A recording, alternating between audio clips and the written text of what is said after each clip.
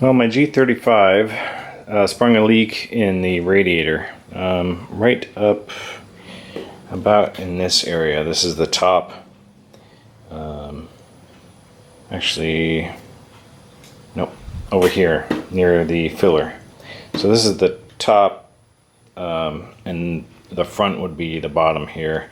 So somewhere in the front here, I can't really tell where it sprung a leak, but I can see the steam coming out when the car is overheating. I think also my thermostat went bad, which ended up causing the whole problem because it overheated, and I think this plastic here at the top is so it's so deteriorated because it's old that it ended up springing a leak. So I'm going to do this job. I got a new radiator. This is from CSF. I bought this off of Rock Auto. I also got a new cap for the radiator. I got a new thermostat. This is from ASIN. Here's the part number. 2 new hoses. The lower hose, which is right here, the long one, and the upper hose. And here's the part numbers for those. And I'll put links to all this in the description. And then a new gasket for the thermostat right here. So I'm going to do that job, and I'll show you how it is. It should be pretty easy to accomplish.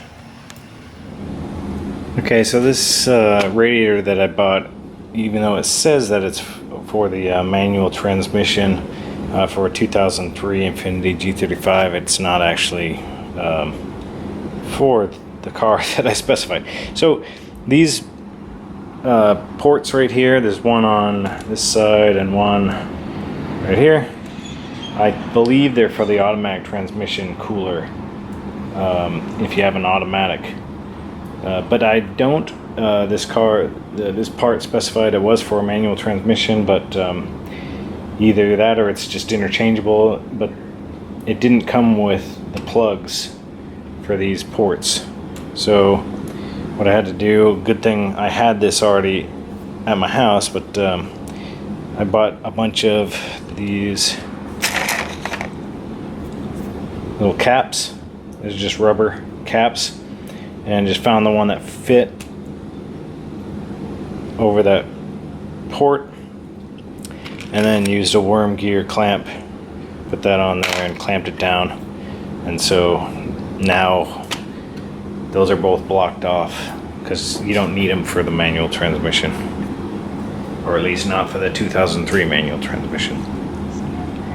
Alright, what I did to make sure that these little plugs that I put together with these worm clamps are going to hold, I just had this vacuum set up so I can pull a vacuum on the radiator and then make sure that it's going to hold. So I just plug up all the holes in the radiator and pull a vacuum and make sure that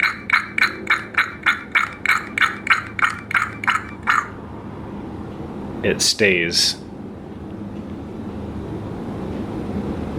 And so I have about 5 inches of mercury vacuum, and it's holding tight. So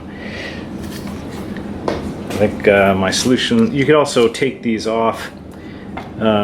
These little ports are probably some type of AN fitting, but from the factory it comes sealed. I can see like a rubber or some type of glue is sealed in there, so I didn't want to take that off. I just capped it instead. If the cap ends up failing, then it's an easy fix, just put a new cap on. But that should hold for a while. It's a rubber cap, just like the rubber hoses that the car comes with. So okay, on the vehicle you can actually see the remnants of some of the dried up radiator fluid here. It's all splattered on these hoses because it was leaking out or spraying out once it was hot from somewhere in here.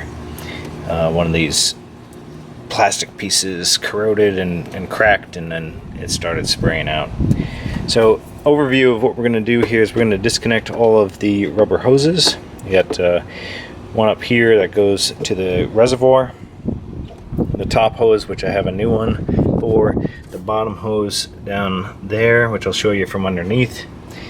And then we're also going to take out the air intake system. So this piece right here, which is just a couple of pop rivets, plastic, and then two right here, 1 and 2, and then we'll take out the air box as well. And that'll give us access to the radiator a little bit more.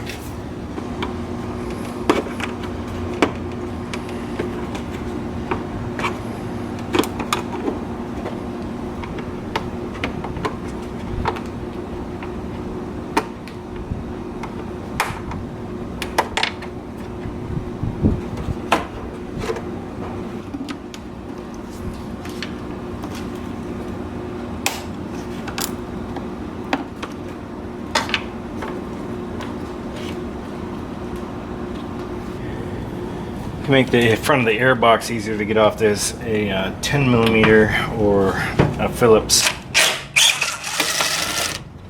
back here holding down the back of the air box. So once you take that off, you can move it around more.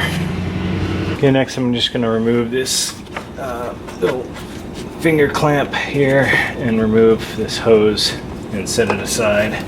This goes to the coolant reservoir. Okay, next I'm going to remove the fan. So there's a screw with a 10 millimeter here, and then one right up here on the other side near the fill port. Actually, with regards to the electrical connections, just there's a zip tie right here around this bottom 2 electrical connections. Just snip the zip tie and then disconnect these 2.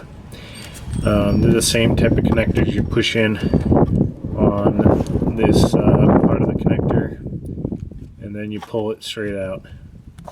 To remove those electrical connections at the bottom, you can pull the fan straight out of its connections. It's kind of just slotted in on the bottom. Just to make sure the electrical wires are out of the way, and then pull it straight up. You might have to move this bit out of the way. I might have to undo that connection just to get that out of the way. I'll let you know if I do. Okay, I did have to remove this 10 millimeter bolt right here, and that allowed me just to move this one pipe out of the way so I could get the fan out. Okay, now there's 2 10 millimeters bolts. There's one right in there and one in there. Remove both of those, and then these connections up top, you just have to twist 90 degrees to unlock them. Okay, before you go any further, it's time to drain out any fluid that might be left in your radiator. So right here is the drain plug on the bottom driver's side of the vehicle, and you just stick a flathead or a screwdriver in there and you turn that till it opens. Make sure you have something to catch the old fluid and recycle it. Okay, once you got most of it drained out, you can use a pair of pliers and disconnect the clamp around the hose on the bottom here, and then you can pull this hose off of the radiator. Once you do all that, the radiator should be really wobbly and loose, and so you should be able to lift it straight out. There's a couple pegs down the bottom that are keeping it in place, but it should lift fairly straight out. Okay, before I take this all the way out, let me show you how it's done, because it's a little tricky to get the bottom disconnected from the air conditioning heat exchanger. So the heat exchanger for the air conditioner is right here, and this is the radiator for the coolant. So the heat exchanger for the air conditioner sits on this ledge right down here on the bottom of the radiator, and so you gotta basically lift both of them up and then kick the bottom out and then drop the radiator down, and it'll disconnect from those 2 pins at the bottom, and then you can lift the radiator out. Here's the old radiator outside the car, and these rubber grommets might come with it, you have to keep those and transfer those over to the new radiator. So these are the two pins, or the two posts at the bottom, that will keep it from coming out easily. You just gotta kind of take these, lift it up so it'll dislodge from where it's sitting right here, and then kind of push it down a little bit and it'll dislodge from the air conditioning heat exchanger. Next we'll reach in here with some pliers and remove this bottom radiator hose that attaches to the thermostat housing right here. Okay, there's also this small little rubber hose that's connected up here to the thermostat as well. Just be careful with that one. I actually trying to clamp it or get it off, I broke the ring here, so I'll need to source a new one of those. I also might want to replace this hose. Let me see if I can find it online, and then I'll put the description or a link to it in the description below. Next we'll remove the thermostat itself, and there's 3 10mm bolts. It sits in there like about that, and so you can use the new one to kind of find the placement of the bolts right down here, and if you feel around you'll be able to find them.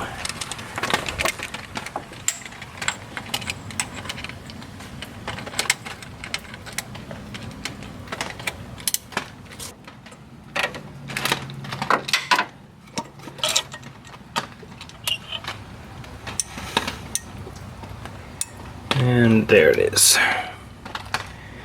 And make sure the gasket comes out with it. If it doesn't, you'll have to go in there and get the gasket off.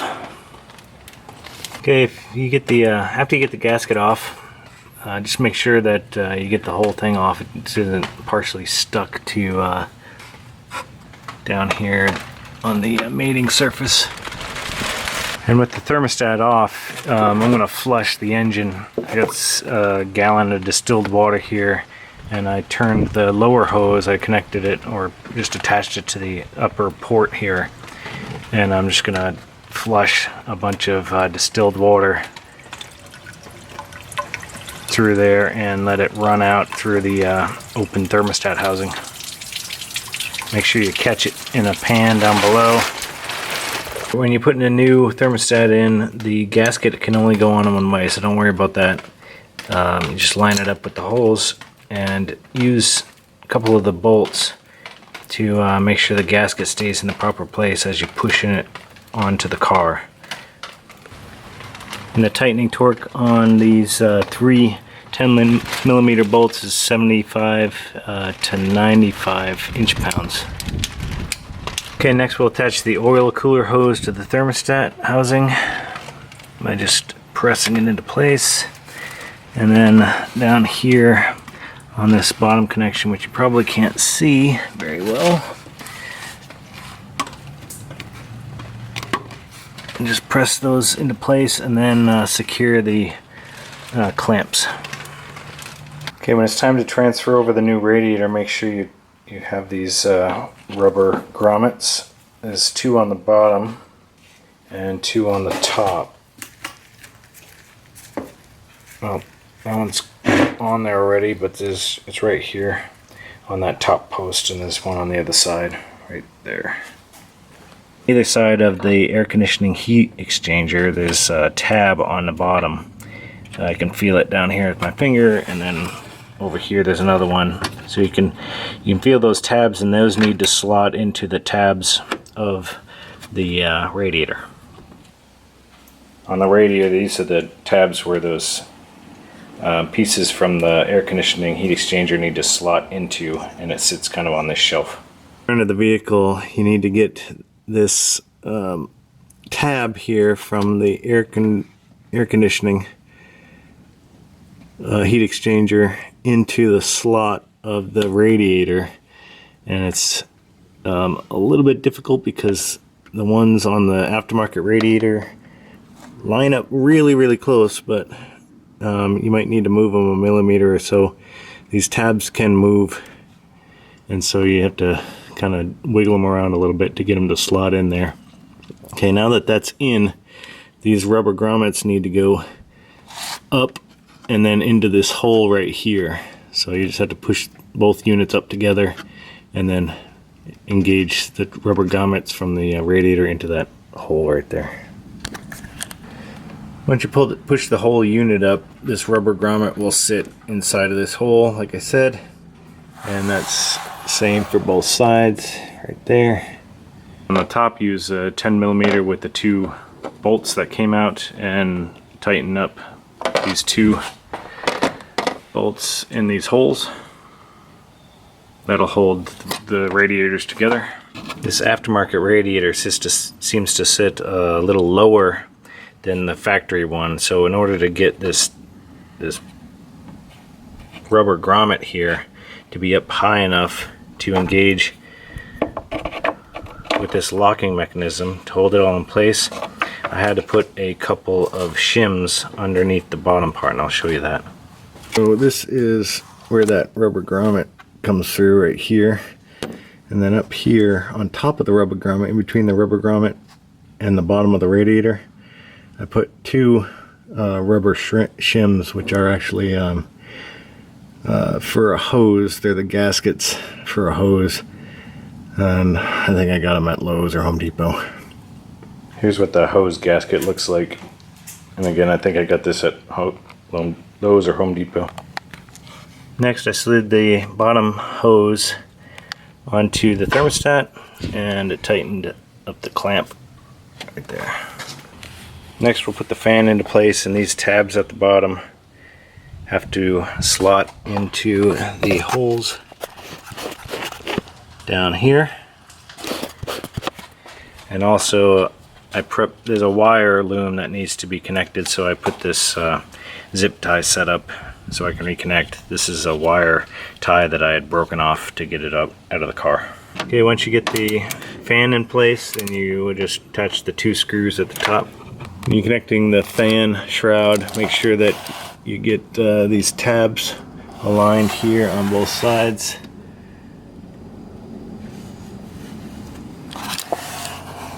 And then you can connect the bottom hose to the radiator and then adjust the clamp to tighten it up. And over on the other side, you connect these 2 electrical connections for each of the fans.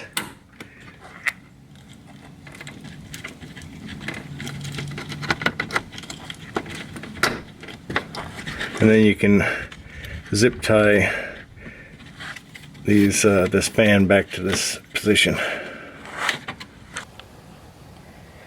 Okay, next we put on the top hose here. Make sure you tighten the clamps down, and then connect to this coolant reservoir line right here with this little clamp. Okay, next we connected the air box. Put that back into place with the 10mm bolt here and the clamp to tighten it down, and then the electrical connection for the MAF sensor. And then finally we're filling it up. I'm filling it up with full concentrated because I'm just filling the radiator. Remember, I poured a bunch of distilled water into the block, so the engine already has a bunch of distilled water. I'll fill up the radiator with coolant, and hopefully that'll be about a 50-50 mix. We'll test it with a coolant tester. When you're filling up the radiator, there's a bleed screw back here, right here, which has this Phillips head on it, and so open that up as you're filling it up, and then you'll notice that the fluid starts to show in this open port. So once you've got it pretty much full in there, you can stop. Then what we'll do is we'll put the cap on.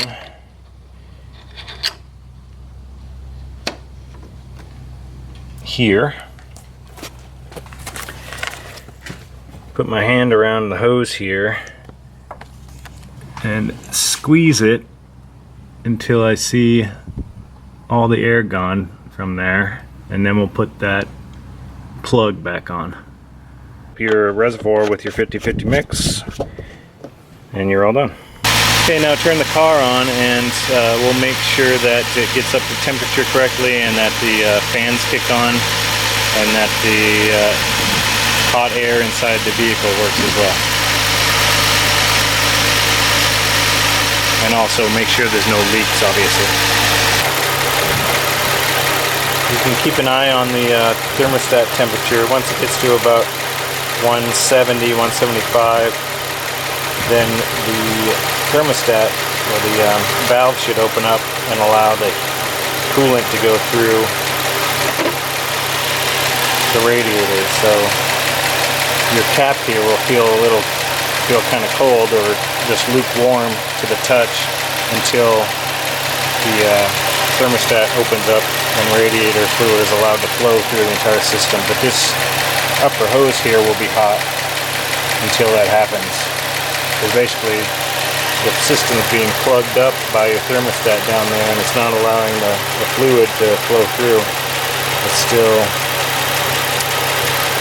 just coming up on 150 degrees right now, pretty close to it. If you keep watching the temperatures, you'll see that about 175 the fans kick on, cool it back down. In my case to about 140. And then the fans kick off again and the temperature starts to build.